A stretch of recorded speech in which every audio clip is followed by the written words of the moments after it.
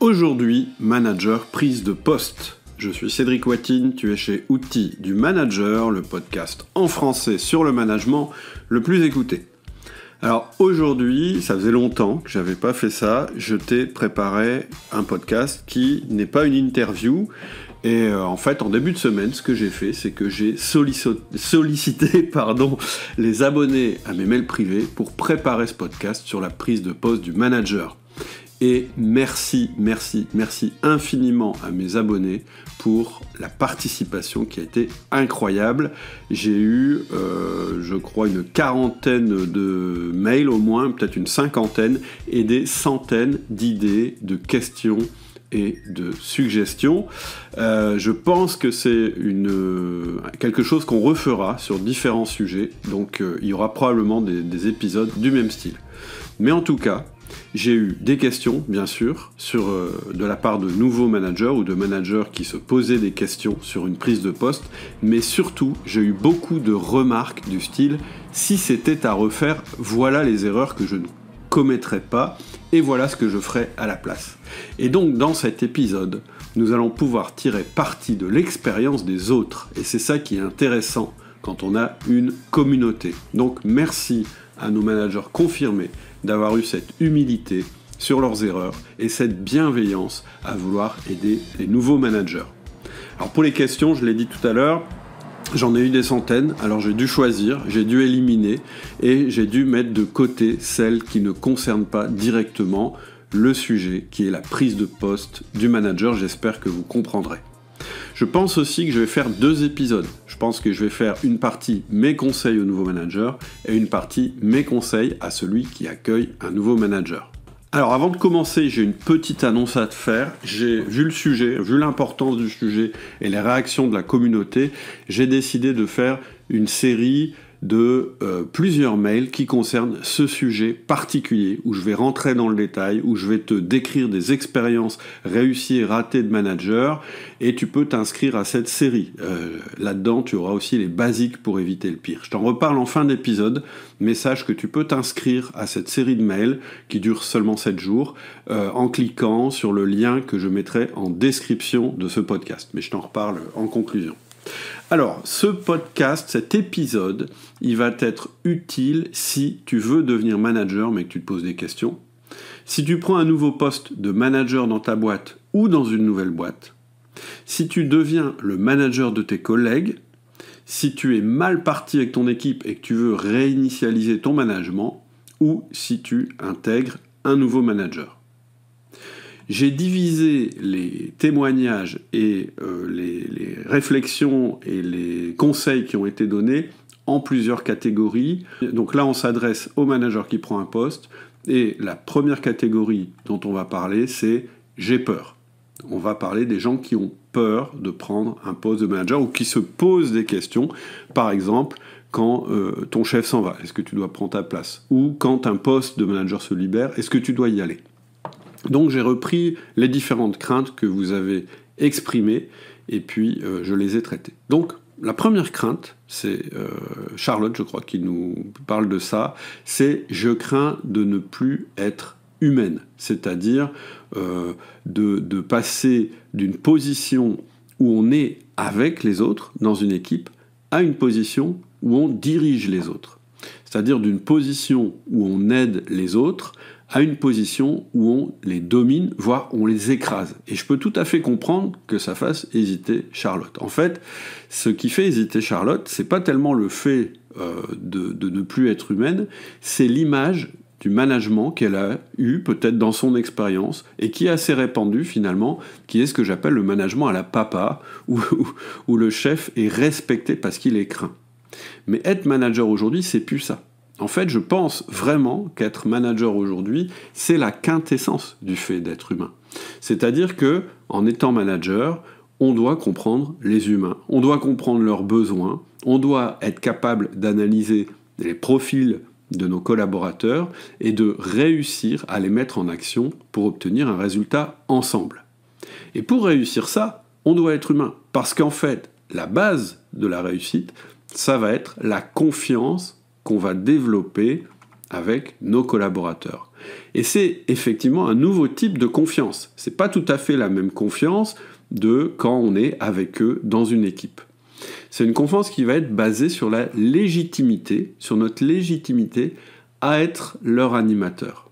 Et du coup, le pouvoir qu'on va avoir en tant que manager, ça n'est plus le pouvoir à l'ancienne qui sert peut-être effectivement à écraser les autres, ça va être un pouvoir qui va nous être donné par l'entreprise pour mettre les autres en condition de réussir ensemble. C'est pas la même chose. Ça paraît un peu pipeau quand je dis comme ça, mais c'est vraiment rationnel et ça s'apprend. Ce que je veux dire, c'est que plus tu es humain, plus tu seras un bon manager. Mais pour ça, il te faut la bonne structure et les bons outils. Et plus vite tu poses les bases de ces outils, les bases de la confiance que tu vas développer, mieux c'est. La crainte qui vient après, c'est d'être moins bon qu'un autre manager. En fait, de ne pas être bon en tant que manager. Et en particulier, c'est Cathy qui nous dit ça. Elle nous dit « Je vais être promu manager de l'équipe dont je fais partie aujourd'hui.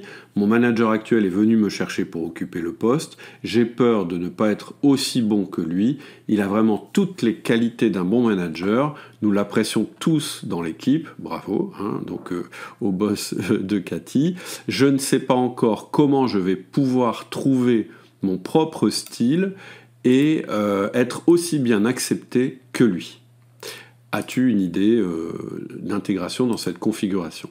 Et donc, oui, Cathy, j'ai une idée. La première idée que j'ai, c'est de ne pas chercher à prendre le style d'un autre ou à te positionner en disant je suis moins bon ou je suis meilleur en fonction de l'appréciation que j'ai dans l'équipe. En fait, un manager, il va être jugé par sa direction sur 2 critères que j'appelle les 2 R du management. Le premier R, c'est le résultat. Le deuxième R, c'est la rétention. Qu'est-ce que ça veut dire, des résultats? Apporter quelque chose en termes de valeur ajoutée à l'entreprise avec notre équipe. Qu'est-ce que c'est que la rétention? C'est sans perdre nos équipes en route, pour être très clair. C'est-à-dire, c'est tout ce qui est motivation, relation, confiance, etc. Et donc, en fait, Cathy, si tu obtiens les autres, en fait, tu as gagné.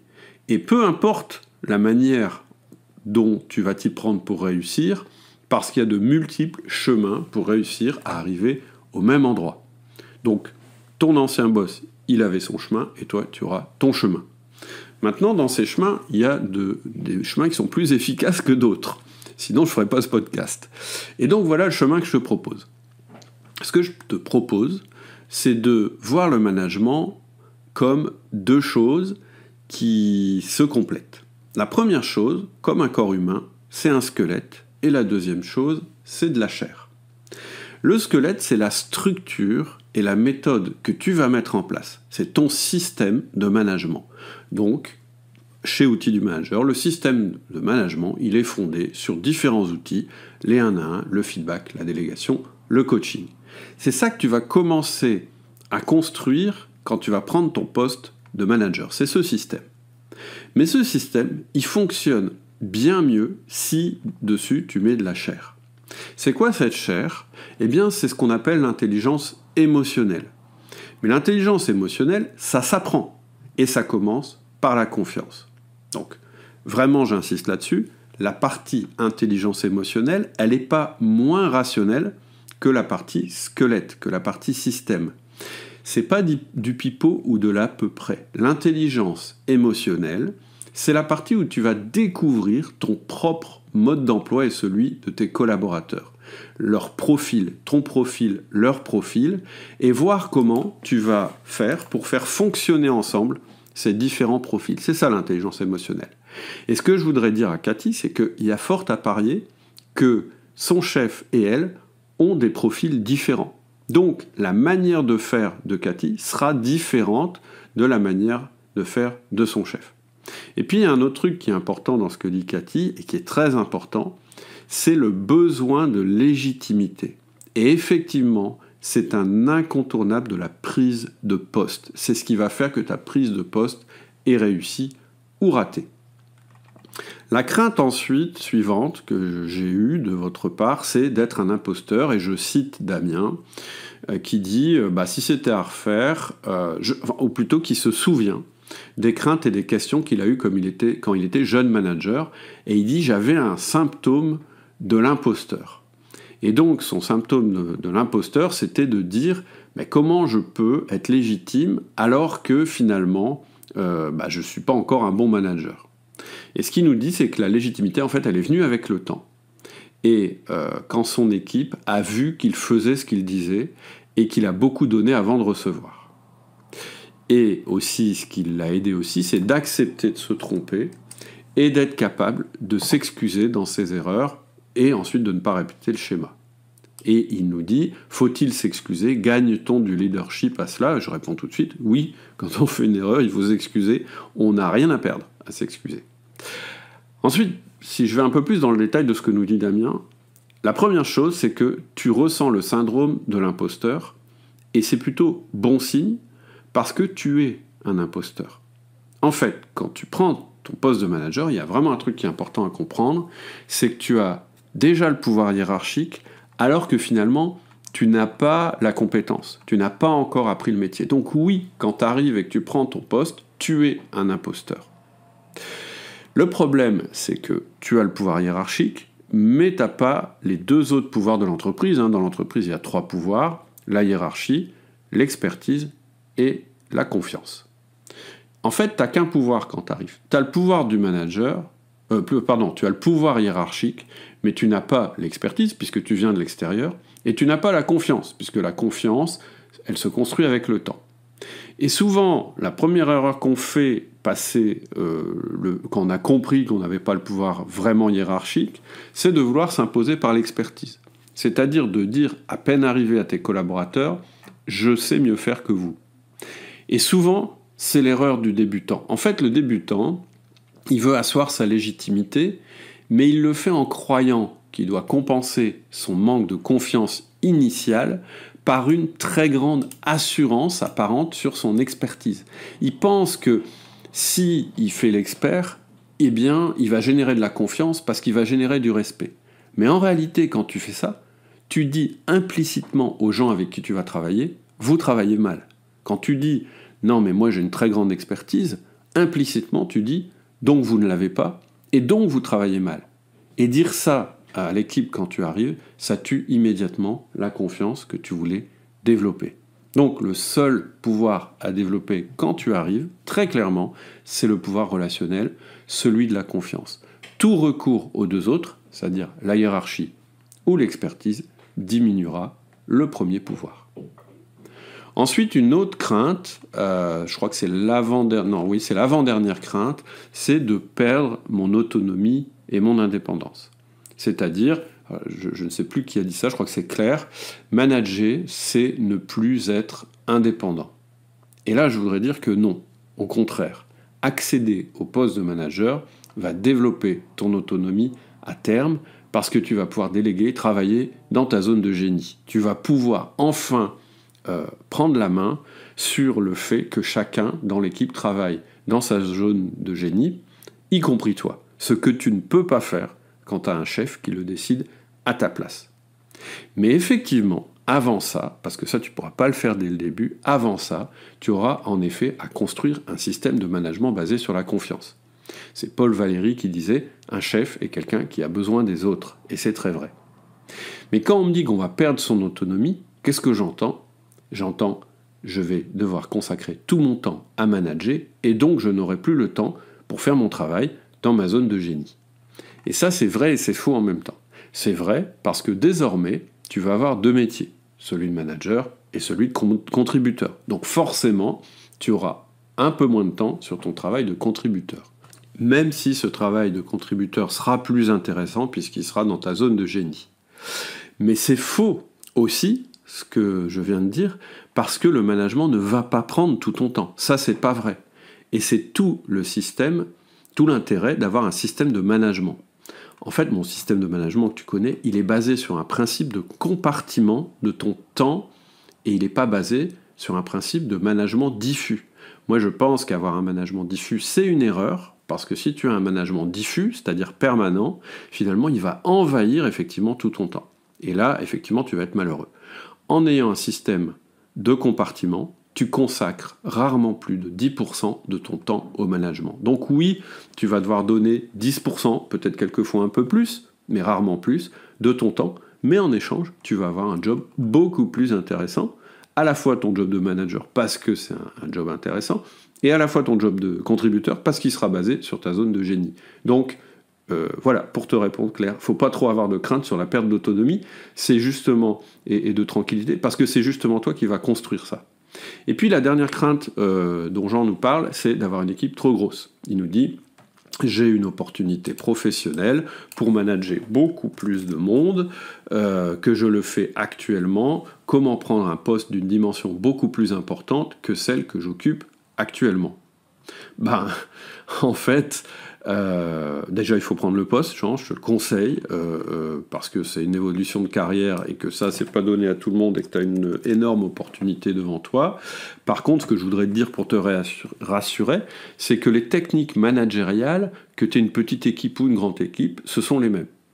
En fait, si tu as un système de management, tu vas rester sur un principe de consacrer environ 10% de ton temps à ça, quel que soit le nombre de tes collaborateurs. Si tu montes effectivement, je dirais, en termes de stratégie dans ton entreprise, il y aura une partie de ton métier qui va être peut-être un peu plus consacrée à la stratégie, mais c'est hyper intéressant, donc ce sera un petit peu de pourcentage en plus, mais ce qu'il faut retenir surtout, c'est que la logique que tu as appliquée dans ton système de management actuel avec ton équipe qui est de taille restreinte et qui fonctionne, c'est la même logique que tu vas appliquer quand tu auras une plus grande équipe. Il y aura juste une différence, c'est quand le nombre de personnes que tu vas manager devient trop important pour rentrer dans le système de management qu'on a fait, qu'est-ce qu'on fait ?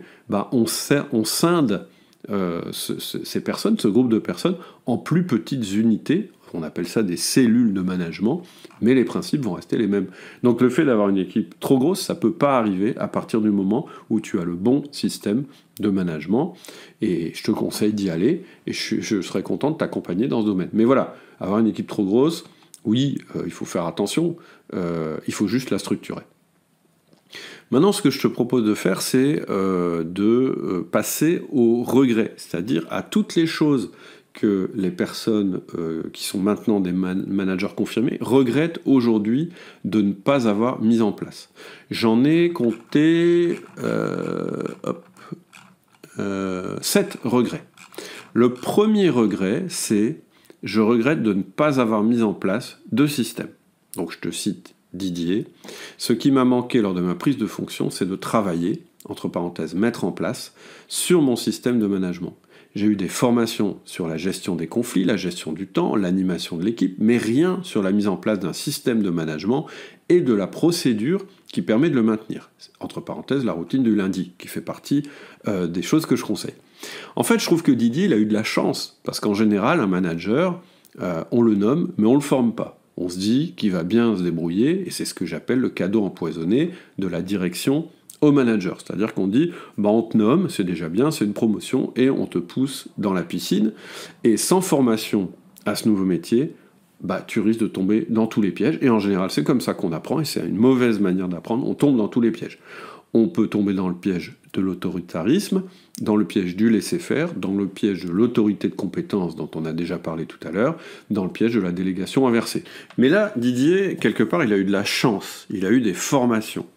Alors c'est quoi le problème de Didier ? C'est que ce n'étaient pas les bonnes formations. Elles sont potentiellement intéressantes, les formations qu'il a citées, mais elles sont intéressantes une fois que tu as établi ta légitimité et que tu as ton système en place. Ce qu'il faut faire en arrivant, c'est pas gérer des conflits ou animer une équipe, par exemple. Il faut agir concrètement, et agir concrètement dans 4 directions. La première direction, c'est la confiance avec ton boss. La deuxième, c'est la confiance avec tes équipes. La troisième, c'est l'adaptation à la culture de l'entreprise. Et la quatrième, c'est la mise en place immédiate de ton agenda. Et là, tu vas construire ta légitimité. Et là, c'est important de comprendre ce truc-là, parce que je voudrais te parler d'un phénomène que j'appelle la spirale négative de la légitimité. Dans plein de domaines, je dis souvent, on apprend en faisant des erreurs. Mais en management, c'est un peu différent. Le problème, quand tu es nommé à un nouveau poste de manager, c'est que si tu ne réussis pas à établir ta légitimité dans les 30 premiers jours, eh bien, tous les efforts que tu vas faire ensuite pour la reconquérir vont encore accroître ton manque de légitimité. C'est-à-dire qu'ils vont travailler à l'envers. Pourquoi ils vont travailler à l'envers ? Parce que quand on commence par faire une mauvaise impression au niveau de sa légitimité, et qu'ensuite on essaye de faire machine arrière sur cette mauvaise impression, les gens, ça va les ancrer encore plus dans le sentiment initial qu'ils ont eu. Ils vont penser, s'il fait tous ces efforts, c'est vraiment qu'il n'est pas bon. Et c'est ce que j'appelle la spirale négative de la légitimité, et c'est très très très difficile de l'enrayer quand elle se met en place. Donc mon premier conseil, c'est qu'elle ne se mette pas en place, et c'est les conseils que je suis en train de te donner, et si jamais elle s'est mise en place, tu peux faire qu'une seule chose, c'est réinitialiser ton management. C'est-à-dire dire à tout le monde, écoutez, je me suis planté, et être extrêmement humble par rapport à ça, et je vais essayer de mieux faire les choses à partir de maintenant. Mais c'est beaucoup plus difficile que d'arriver directement et de ne pas faire toutes les erreurs dont j'ai parlé, et au contraire de faire les bonnes choses qui vont construire ta légitimité plutôt que la détruire. Ensuite, Sébastien nous dit, pour la mise en place d'un nouveau manager, ce qui me dérange, c'est que l'entreprise ne possède pas de système de management pour le moment. Les rôles et les fonctions de chacun ne sont pas clairement définis. Et là, je comprends effectivement le désarroi de Sébastien. Surtout s'il a écouté mes podcasts. Parce qu'en fait, souvent ce qui se passe, c'est ce qu'on me dit souvent, le feedback que j'ai souvent, c'est « Ah bah dis donc, ce que tu décris dans tes podcasts, c'est génial, mais moi dans ma boîte, c'est tout pourri, c'est pas comme ça. » Et donc effectivement, ça peut faire naître un sentiment de découragement, puisque ça nous permet de mesurer l'écart entre une situation idéale, qui est peut-être celle que j'écris dans les podcasts, et la réalité qui n'est pas du tout une situation idéale. Mais en fait, il y a deux choses à comprendre, que je voudrais dire à Sébastien. La première chose, c'est que de toute façon, ça sera le cas dans 80% des entreprises, car la plupart sont complètement en retard sur la partie management, et la plupart des entreprises que je connais, et je pense plus de 80%, ne se posent même pas la question du système de management. Elles fonctionnent sans système, puisqu'en fait, le management n'est pas reconnu comme le système maître de tous les autres systèmes dans l'entreprise. Donc première chose, c'est le cas de la plupart des entreprises, donc il faut se faire une raison. Mais la deuxième chose que je voudrais dire à Sébastien, et que je voudrais te dire, c'est une formidable opportunité de construire ton propre système de management et de faire la différence. C'est-à-dire que s'il n'y a rien qui existe, c'est une page blanche et tu vas pouvoir construire. Et ce sera forcément mieux que ce qui existe. 2, s'il n'y a rien qui existe, ou que des trucs pourris, eh bien c'est comme ça que tu feras la différence, c'est comme ça que tu acquériras ta légitimité vis-à-vis de ta direction, en construisant ton système de management. Et donc tout l'enjeu, quand on arrive dans une nouvelle situation de manager, ça va être de faire accepter à ton boss que ton système est bon. Et comment tu vas faire ? Tu vas le faire en lui présentant ton système habilement. Et présenter ton système habilement, c'est pas dire « ouais, regarde, c'est le système outil du manager et c'est le meilleur du monde » ou des choses comme ça. Ça va être de réussir à prouver à ton manager en arrivant qu'il a intérêt et qu'il a avantage concret à te laisser faire pendant 30 jours. Si tu réussis à convaincre ton boss de ça, s'il te laisse faire pendant 30 jours, tu as un boulevard qui va te permettre de mettre en place justement ce système qui manque. Ensuite, Benoît, il nous dit la grosse erreur que j'ai faite en arrivant, c'est de ne pas mettre en place une organisation pérenne, ne pas avoir mis en place de points individuels hebdo, et de ne pas jouer sur la fréquence versus la durée, de ne pas avoir su dire les choses, c'est-à-dire un feedback, et d'avoir travaillé dans l'équipe et pas sur elle, de ne pas avoir investi aussi dans un système de tableau de bord. Alors évidemment, je suis complètement d'accord avec Benoît, parce que ce qu'il est en train de décrire, c'est ce qu'on apprend à faire dans la formation Le Manager Essentiel, et ce qu'on apprend à faire dans la formation Tableau de bord dynamique, et il les a mis en place, et c'est ça qui a fait tout de suite la différence. Mais je voudrais apporter un bémol par rapport à ce que dit Benoît. Le bémol, c'est que c'est plus difficile de commencer de cette manière-là. C'est-à-dire, c'est très difficile d'arriver et de dire, voilà mon système et je le mets en place. Et ça, je m'en suis rendu compte il n'y a pas très longtemps. Puisqu'évidemment, moi, mes formations, à l'origine, elles étaient faites plutôt pour des managers qui n'étaient pas arrivés. C'est-à-dire des managers qui étaient déjà en poste, qui avaient des difficultés. Je leur disais, voilà ce que tu peux mettre en place pour que ça aille mieux. Et en fait, je me suis rendu compte qu'il y a avant ça, pour beaucoup de monde, et ça fait peut-être partie de toi, il y a la partie intégration. Et ces fameux 30 premiers jours qui vont être le tremplin pour mettre en place ton système. Donc oui, je suis d'accord avec Benoît, mettre en place le manager essentiel et les tableaux de bord dynamiques, c'est formidable, mais il y a peut-être quelque chose à faire avant qui va permettre que la mise en place sera plus facile ensuite. Et j'ai aussi le témoignage de Jocelyne qui dit ce que j'aurais pu faire, c'est mettre plus rapidement en place les 1-1 et le feedback. Je ne connaissais pas l'outil du manager à l'époque et j'aurais été bien meilleur sinon. Donc voilà, Jocelyne, elle dit depuis que j'ai mis en place ces outils, ça marche beaucoup mieux. Et elle a raison, comme Benoît, mais là aussi, je pense qu'on peut faire encore mieux que ça. En fait, concrètement, le système de management avec les 1-1, le feedback, etc., ça peut être ton objectif, mais il y a besoin d'une période d'onboarding initiale, et cette période d'onboarding, elle sert à quoi ? Elle sert à éviter que tu aies un rejet de ton système dès le début, parce que ça, c'est assez fréquent quand on arrive dans une entreprise dont on ne connaît pas encore la culture d'entreprise. Ensuite, on a le témoignage d'Anthony qui dit « J'étais un jeune professionnel sans formation et j'ai donc appréhendé la gestion d'équipe sur le tas sans accompagnement. Résultat, ça ne marche pas. Même en étant expert sur le sujet, même en étant un bon communicant et en ayant du leadership. Et c'est notamment pour cela que je m'y retrouve dans bon nombre de sujets abordés de façon simple et concrète sur outils du manager, que j'ai par ailleurs découvert lors de certaines recherches pour ma prise de poste. En effet, sur ce poste, j'ai raté beaucoup de choses.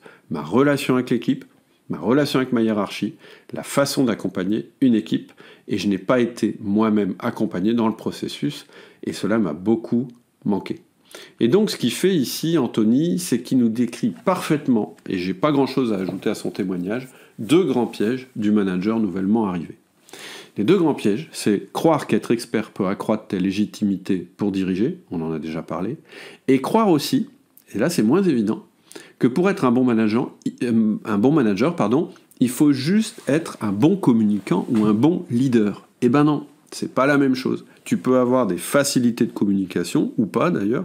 Ce qui va faire la différence, c'est le système de management que tu vas mettre en place, le squelette que tu vas mettre en place. Ensuite, tu pourras mettre la chair, et là, c'est vrai qu'être un bon communicant, ça peut aider, à condition que ce soit fait de manière rationnelle et avec une méthode. Donc voilà pour le premier regret qui était de ne pas avoir mis en place un système. Le regret qui vient ensuite, c'est de ne pas avoir bâti d'abord la confiance avec les équipes. Donc je te donne le témoignage d'Eric. J'étais précédemment dans une équipe d'un manager qui suit tes podcasts et qui applique bien ta première loi, passer à l'action et apprendre en pratiquant. J'ai tout de suite mis en place les 1-1. Ce premier outil a été crucial pour créer un lien avec chacun des membres de l'équipe.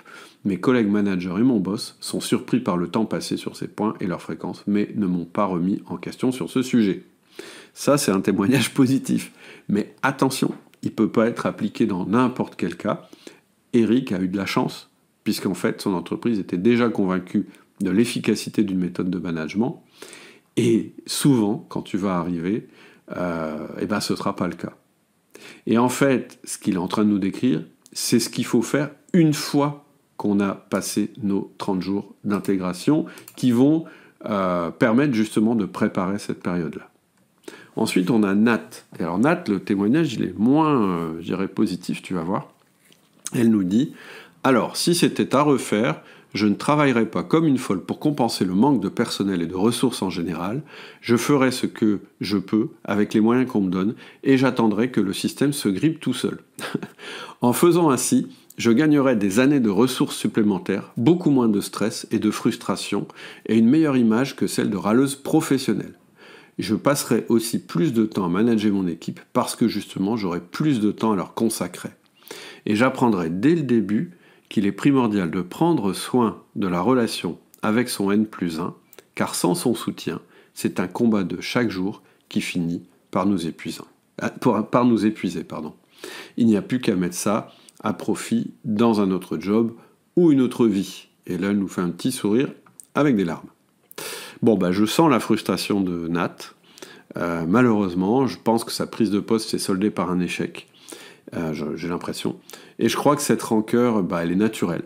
Mais je la remercie pour son témoignage, parce que ce témoignage, qui est très riche, il peut nous servir de leçon à nous aussi, comme il va servir à Nat la prochaine fois. Moi, je suis très confiant que Nat, la prochaine fois, ne fera pas les mêmes erreurs. Malheureusement, elle a appris en faisant les erreurs, et puis, ça lui a pas réussi. Alors, elle nous parle de gestion du temps, et j'en reparlerai plus loin, parce que c'est un des regrets qui apparaît. Mais ce qui me paraît très important dans son témoignage, c'est que la stratégie qu'elle a mise en place, c'est de se lancer à corps perdu dans le travail, Et pourquoi elle a fait ça? Je pense qu'elle a fait ça parce qu'intuitivement, elle s'est dit que l'exemplarité va susciter de la légitimité. C'est-à-dire que elle s'est dit, si je bosse comme une brute, en fait, ça va donner envie à toute mon équipe de bosser aussi. Ça, c'est ce qu'on pourrait appeler de l'exemplarité. Et puis en plus, ça va me faire marquer des points vis-à-vis de mon manager qui va dire « Waouh, super, j'ai recruté quelqu'un qui bosse beaucoup. Et donc, je vais être reconnu pour ça. » Elle pense qu'en fait, la légitimité va venir comme ça. Et finalement, c'est pas comme ça que ça se passe, en fait. Quand tu arrives et que tu fais ça, qu'est-ce qui se passe? Je vais te dire ce qui se passe de négatif. Tes collaborateurs, qu'est-ce qu'ils vont penser? Ils vont se dire, j'espère que celle-là, elle va pas nous demander de tous se mettre à bosser comme une brute, comme elle, et j'espère qu'elle va pas nous demander d'avoir la même vie de brin, entre guillemets, c'est une expression du Nord, qu'elle a. Donc en fait, tu crois que tu es exemplaire, et en fait, en faisant ça, tu fais peur. Tu fais pas envie. Les gens, quand ils te voient faire ça, ils disent « Oh là là, qu'est-ce que c'est que cette personne qui est arrivée? Si elle me demande de faire pareil, je le ferai pas. » Donc, toi, tu croyais que ça les aiderait, que ce serait exemplaire, puis aussi que ça contribuerait, et en fait, ça génère un mouvement de rejet. Et puis la deuxième chose, c'est ton boss. Et elle nous le dit finalement, Nathalie. Elle nous dit, finalement, il m'a pas soutenu. Non, il t'a pas soutenu. Parce qu'en fait, le boss, il s'est peut-être dit, oh là là, celle-là, elle va pas tenir longtemps à ce rythme. Qu'est-ce que j'ai fait? J'ai pas embauché quelqu'un que je pourrais soutenir. Ou j'ai embauché un manager, et en fait, finalement, j'ai pas un manager, j'ai un super contributeur individuel, et en plus, un super contributeur individuel qui va finir en burn-out. Donc en fait, quand tu fais ça, tu te trompes de position. Surtout si tu démarres au début, pendant ton onboarding, de cette manière-là. En fait, tu te mets direct dans la case esclave de mon équipe quand tu fais ça. En fait, qu'est-ce que tu fais quand tu fais ça? En fait, tu essayes de générer le R1 du management, c'est-à-dire le résultat, au lieu de générer du R2, qui est de la rétention. Or, quand on arrive, il faut se concentrer sur le R2. C'est un des secrets. Et donc, en fait, quand tu fais ça, quand tu fais ce que Nat a fait, c'est vrai. Peut-être que pendant les 30 premiers jours, tu vas avoir l'impression que ça marche, parce que c'est vrai, quelquefois, on a de la chance, on arrive, et rien que le fait qu'on se mette à bosser comme un taré, c'est-à-dire à faire le job à la place des gens qui ne le font pas, ou simplement à les aider à faire le job, oui, ça va avoir son petit effet. Sauf qu'à la fin, en fait, tu vas te rendre compte que tu as tué ta légitimité, on en a déjà parlé, mais en plus, tu vas peut-être te rendre compte que tu n'as pas bossé sur les bons sujets. C'est-à-dire que tu es arrivé comme une brute et tu as bossé là-dessus, alors qu'en fait, il fallait peut-être bosser sur autre chose. En fait, tes 30 premiers jours, ils doivent être consacrés à développer la confiance avec tes équipes et ton boss, hyper important, et à préparer ton futur plan d'action. Et ton futur plan d'action, il sera bien mieux calibré parce que tu as pris le temps de regarder la situation et de gérer les priorités. Il ne faut jamais commencer par agir. Et puis, ton futur plan d'action, donc non seulement il sera mieux calibré, mais en plus tu auras le levier pour le faire exécuter, puisque tu auras développé la partie confiance. Un plan d'action, tu ne peux pas le mettre en place si tu n'as pas la confiance. Ensuite, témoignage de Damien. J'ai voulu trop m'imposer dès le début, et j'ai fait un mail de recadrement général à mon équipe suite à une consigne de base non respectée. Et si ça tombe, c'est peut-être même son boss qui lui a dit de faire ça.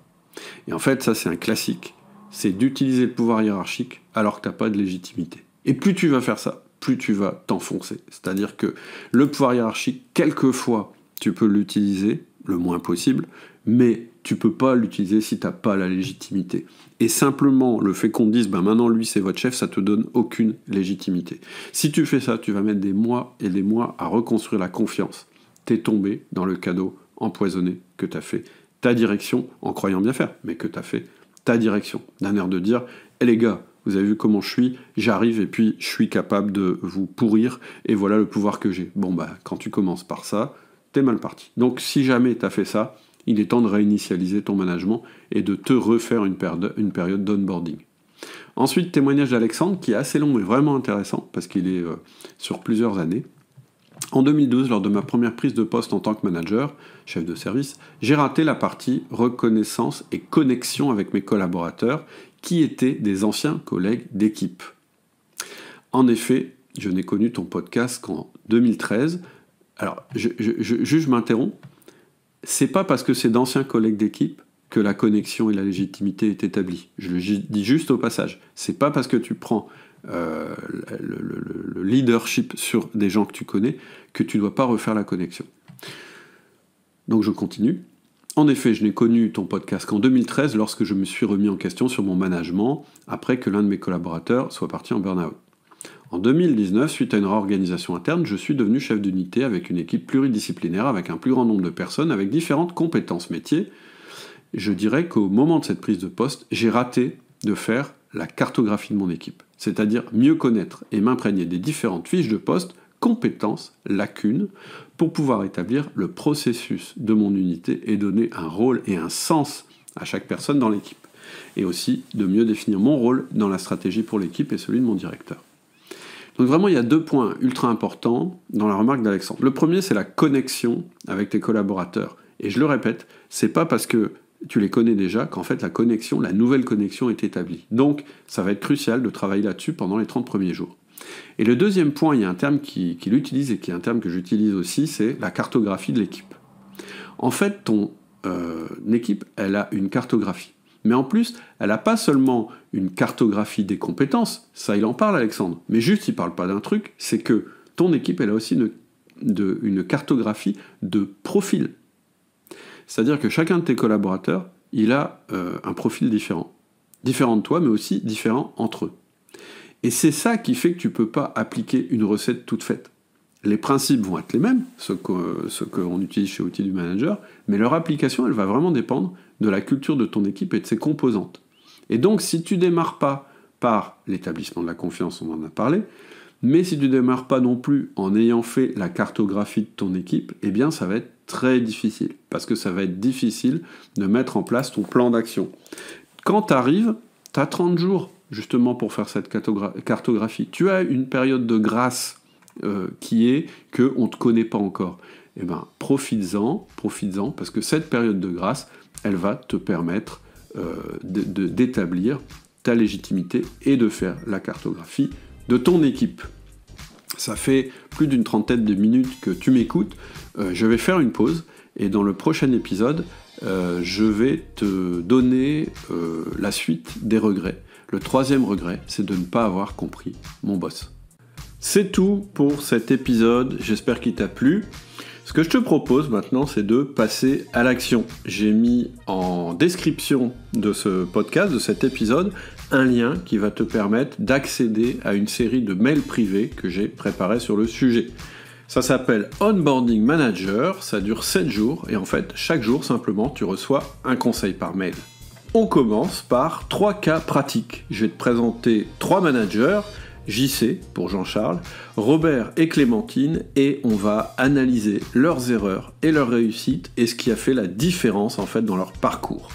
Je vais te dire quel est l'élément crucial que tu dois obtenir et pourquoi, et je vais t'éviter les pires erreurs. Je vais en profiter aussi pour te présenter ma toute dernière formation sur le sujet qui s'appelle Start, les 30 premiers jours du manager. Cette formation te donne le plan complet pour réussir jour par jour ton intégration. Mais même si tu n'achètes pas cette formation, tu vas apprendre dans les mails privés que je vais t'envoyer plein de choses pour ne pas louper ton intégration de nouveau manager. Je te dis donc à tout de suite dans cette série de mails privés. Il suffit que tu suives le lien qui est en descriptif du podcast. À tout de suite.